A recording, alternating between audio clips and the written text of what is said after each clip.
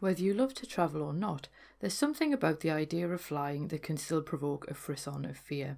Air travel is somewhat unnatural as you race through the sky with 100 or more strangers at 35,000 feet in a metal tube. Superman was right, it is statistically the safest way to travel, but something about it can still seem off. Forms of air travel appear throughout history in both folklore and myth. Just look at the famed witch's broomstick or the magic carpet in 1001 Nights. But in this episode, we're going to stick to the mechanical kind. So we're going to look at air travel as a form of transport, to examine good luck superstitions, personal flight rituals, and the critters most associated with aircraft, gremlins. So let's go and find out more in this week's episode of Fabulous Folklore. Hello there and welcome to Fabulous Folklore, the podcast for all things folklore, occult and just a bit weird. I'm your host Icy Sedgwick, blogger, fantasy author and your guide into these rather mysterious realms. I've got some rare things to show you, so come on in, take a look around, but be careful not to touch anything. These things sometimes bite. Well, hello there and welcome back to Fabulous Folklore with me, your host Icy Sedgwick. We are wrapping up this month's folklore of transport with air travel, and I must admit, when I decided to do air travel, part of me was thinking, have I just picked a really awkward topic? Is there really even going to be much to cover? And I was actually quite pleasantly surprised by the amount of superstitions that I managed to find associated with air travel. Now, one of the things that's really cool about looking at this kind of folklore is the fact that you are looking at 20th and 21st century beliefs, practices, rituals, superstitions, and so on. So it is essentially much more like contemporary folklore. And when you compare that with a lot of the seafaring superstitions that we looked at last week, it's quite interesting to see how in some way some of those superstitions seem to have been passed on to other forms of transport, like air travel.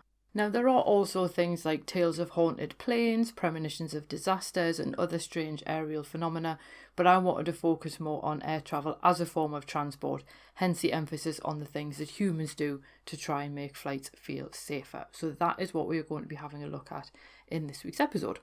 So we're going to get started with air travel in numbers, and it seems that airlines are essentially just as superstitious as architects when it comes to their numbering strategies, because just as many buildings don't have a floor marked 13, so some airlines skip a row 13 on board.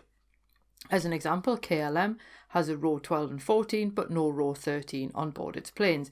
Clearly there is still a 13th row, it's just not numbered as such. And Italian airlines might also omit row 17 because 17 in Roman numerals is XVII, and this is an anagram of vixi, the Latin word for I have lived, and it's believed that that is sort of tempting fate a little bit to refer to living in the past tense, which is why they sometimes don't have them. Many airports also don't have a 13th gate, and while they claim that they sometimes skip gates so that they can renumber a little portion of them without having to renumber all of them, I do kind of feel it's a little bit more likely down to superstition. And obviously a lot of people continue to fear the number 13, somewhat irrationally I should add, and there is obviously the episode about Friday the 13th and number 13 superstitions in the backlist, but it does almost seem quite strange to see this actually played out in an airport. Obviously, we also have to think about flight numbers, and both American Airlines and Delta stopped using 191 as a flight number after various accidents involved the number. Some airlines also don't use 911 or 666 in their flight numbers. That said, Finnair's flight 666 used to fly from Copenhagen to Helsinki.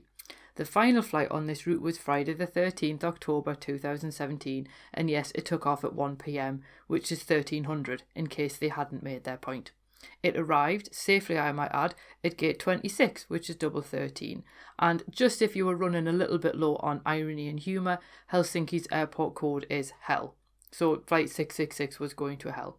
The flight does still run, it just has a different number now because they needed to expand the flight numbers because it expanded the number of routes that they did. But that particular little snippet really made me chuckle. So obviously we've got to bear in mind that people have little things that they do to try and make themselves feel safer while they're flying. And touching the outside of an aeroplane before boarding is a really popular superstition.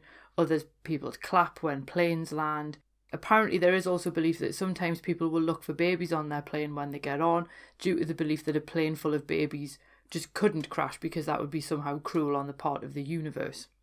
Now, I did actually ask the good people of Twitter and Instagram what safe flight rituals they followed, and here is what they replied.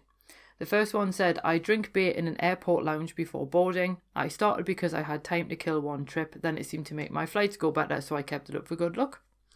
The next one was kiss my palm planted on the fuselage as I board, mentally thank everyone who got the plane this far.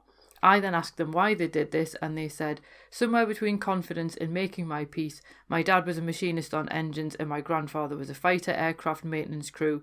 Planes are delicate machines created by fallible beings, and I quite like that one. Again, somebody said that they clapped on landing, but they also imagined there's an escort of 2 fighter jets at takeoff and landing. They started visualising them as a kid and never stopped for some reason. I actually really like that one. I think it's brilliant use of visualisation as a way of kind of providing a sense of calm. There was also, I always sit in the window seat and order one Bloody Mary and make a collage out of the in-flight magazine. Crazy ritual, but did it for decades. We moved to the Middle East when I was 13 and went to high school in Europe, so I flew all over until 2011. I used up all my points. Somebody else said that they close their eyes when the plane takes off. And then another one was putting my feet flat on the floor and pushing slightly as the plane leaves the ground. It's a comfort thing. And I love this one. Always pat the plane on the door entrance when stepping onto the plane and say, fly us safe, matey. I just like that one. I love the number of people who are like, yeah, I talk to the plane. I think that's quite cute. But if you're wondering if I have one, yes, I do. I hate flying, I should point out. I love going to see new places. I just don't like the whole process of getting to the airport, going through security, having all the sitting, waiting around and everything. You don't have that with trains. You just turn up and you get on and you go. And I also just hate the whole process of going up and then coming out. Everything about flying I hate. Except recently I had to go to Germany for a work conference. And it was fantastic because the plane left at like 6 o'clock in the morning from Bremen. And it was brilliant being able to do some impromptu stargazing because obviously once you get up high enough, you're basically above the clouds. So I could see the marvellous night sky. I could obviously pick out some of the constellations from my somewhat limited view. And I was also quite pleased because I actually got to see Mars and Mercury on the horizon just before the sun came up, so that was quite cool. But other than that, though, I do actually have one thing, and I actually started following the advice of John McClane's fellow plane passenger at the start of Die Hard. And he says to John, when you get where you're going, take off your shoes and socks and make fists with your toes, and I actually do that. It's obviously not when I land, it's like when I get to wherever I'm going, whether it's a hotel or whatever. And I don't know if it necessarily helps, but it definitely is a thing that I think about doing before I get on the plane. So it's like a thing that I know I'm going to do, implying I know I'm going to get there. So it is like a way that I kind of manage my anxiety around flying. Now, 2 of the superstitions I collected caught my eye because they both featured the same saint. So one person said, I wear a small mother of pearl swallow that is carrying a St. Christopher in its beak. And the other one was, I always wear my St. Christopher medal, even though I'm agnostic now and was raised Southern Baptist. It gives me comfort as a charm, I guess. And St. Christopher was the patron saint of travellers, so he makes the absolute ideal saint to lean on in times of anxiety or just generally travel wherever you're going and however you're getting there. In legend, he carried a small child across a swollen river only to discover on the other side that the child was indeed Christ. So as I say, he does make an ideal figure to carry as a talisman when travelling. If you're not keen on asking a saint for protection, then you could try the Roman god Mercury or the Greek god Hermes. Both of them occupied the role of messenger god in their pantheon and acted as gods of travel. There is also the traveller's prayer or wayfarer's prayer from the Jewish faith, and I will actually put a link to that below so that you can actually hear it being recited as well. Now we're going to move on to pilot superstitions because we often think about things that we as passengers do to try and feel more comfortable on a flight. But obviously pilots can also have superstitions because if you think about it, they're not just simply having to fly, they're also responsible for everybody that's on board as well. So it's unsurprising that they would therefore have superstitions. And a really popular one is eating the same meal every time they fly. Now this could be rooted in practicality because you might pick something that's a comfort food which would help to cut your anxiety, which would therefore improve your performance. But it could also help them to avoid sickness if they're familiar with what they're eating before they fly. There is another ritual of only eating half of your meal and then eating the rest after the flight.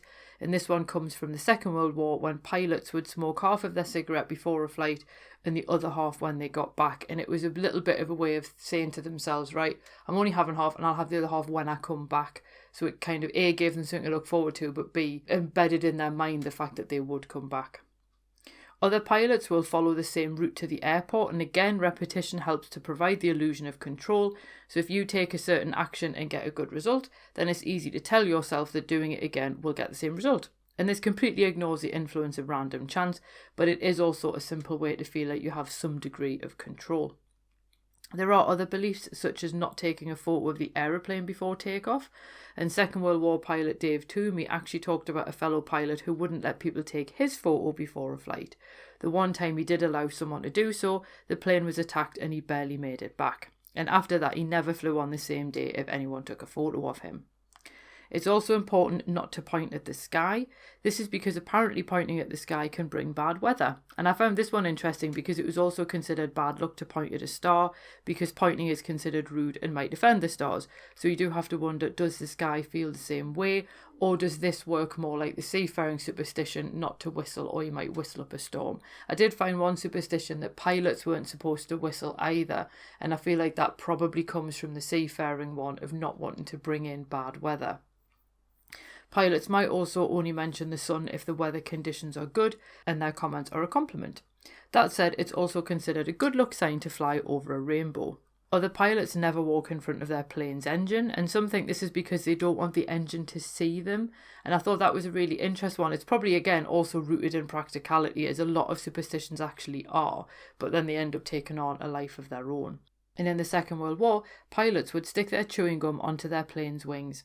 Some think that this was their way of tipping the scales of luck, as if by placing a tiny weight on the wing would then act as a form of sympathetic magic to sort of tip the wing and therefore tip the scales. They would also have a lucky item of clothing, and scarves were a popular choice for this for obvious reasons, but these items would never be washed because that would wash away the luck. You also find very similar superstitions like that among athletes, so I think that that's essentially where that one probably came from. Now, obviously, if we're going to talk about the Second World War, we do also need to talk about gremlins. And some scholars have actually found mentions of gremlins in the First World War, but ultimately they were most well known from the Second World War. And gremlins were basically imps or spirits that interfered with both pilots and aircraft. Now, because they're quite new to the world of folklore, no one had a definitive description of their appearance. Their appearances ranged from foot-high figures clad in red jackets and green trousers to 6-inch high creatures wearing black suction boots. And this is where it's really interesting when a type of folklore that's quite well established, i.e. imps and spirits, or things like brownies and other spirits that would work around the home, then become translated to something new like air travel. Because there's no ancient or long-running tradition, people then get to just start inventing their own traditions, if that makes sense. But gremlins became a way to explain problems encountered during flying, and one gremlin was even believed to have put the runways on hydraulic lift so that they could raise or lower them at will. And this particular one was believed to be specific to training airports, so that a trainee pilot could think that they were going to do an absolutely spectacular landing, but then something would go wrong, the landing wouldn't quite go the way they wanted to, and they would then believe that the gremlins had raised or lowered the runway as a result. Now, the aim of the gremlins does seem to be making mischief rather than outright destruction, which does bring them into line with a lot of the spirits that you find in English fairy tales in particular, when I think of a lot of the spirits that we have, particularly in the northeast, where they do things like taking the form of a horse, so that a man would ride to go and get the midwife when his wife was about to give birth, and then the imp would shift into something else and then leave the farmer stranded. They do seem to fit in that sort of family of creatures. Now, the contemporary image of a gremlin actually being a slightly more elfin creature came from an advertising campaign, and it was for American Motors, and they brought the imps into one of the television campaigns for their gremlin car. Now, that was actually launched in 1970, and they actually had a little gremlin icon that they used almost as a logo. But because people were less familiar with gremlins by the 1970s, they accepted this image relatively easily. And that is basically where you start to see the beginnings of what would recognise as the gremlin from the Joe Dante film of the same title, and the design is very, very similar to this original one from American Motors. Now, gremlins themselves have also now evolved to explain any mechanical issue, whether it's related to aviation or not. And some people even referred to gremlins to explain the huge WhatsApp, Facebook, Instagram outage in 2021. Indeed, they're usually referred to as tech gremlins. And it's an excellent example of the way in which folklore emerges to suit a new context and then evolves as that context also evolves and expands. So what do we ultimately make of these air travel superstitions? Well, as with many types of superstitions, these rituals and practices provide an illusion of control over air travel. If we're not the pilot, we have no influence over the safety of our flight. If we are the pilot, then we have the added responsibility of getting 100 or more people to their destination in one piece. So these superstitions, no matter how silly they might sound, help to provide reassurance that everything will be okay. If that superstition helps to combat anxiety or improve performance, thus making a safe trip more accessible to passengers and likely for pilots, then I'm not complaining. And in many ways, these practices are a form of apotropaic magic, providing protection through the completion of an action, the wearing of a symbol, or the saying of a prayer. And ultimately, I think the prevalence of these kind of superstitions also are just testament to how people continue to engage with folklore, whether they realise that's what they're doing or not, even right up until the present day. And I think that is one of the really cool things about folklore, that it continues to have an impact on people's lives, wherever you are and whatever it is that you're doing. So what I want to know is, do you have any air travel superstitions? You can always feel free to post them in the comment section for the blog post that this episode is for, and the link is in the show notes below. You can also tweet me or post on Instagram or anything like that as well. Obviously, please do check out the other links in the show notes as well, particularly for the Wayfarer's Prayer. Next week, we are moving on to our spectral creature, so we're going to start off with Black Shuck, so that should be quite good as well. So I hope that you come back for that one. As always, if you do enjoy the show and its content and you want to help me continue to make it, then you can obviously buy me a coffee at the link below, or you can become a member of the Fabulous Folklore family on Patreon. And that's where I post lots of exclusive content and other bonuses specifically for supporters. So that would be cool. Otherwise, you can always just tell a friend or leave a review. So without any further ado, I'm going to let you crack on with whatever it is that you were going to do today. I hope you have a marvellous day and indeed a week ahead, and I'll see you next week when we go off to delve into the stories of Black Shuck.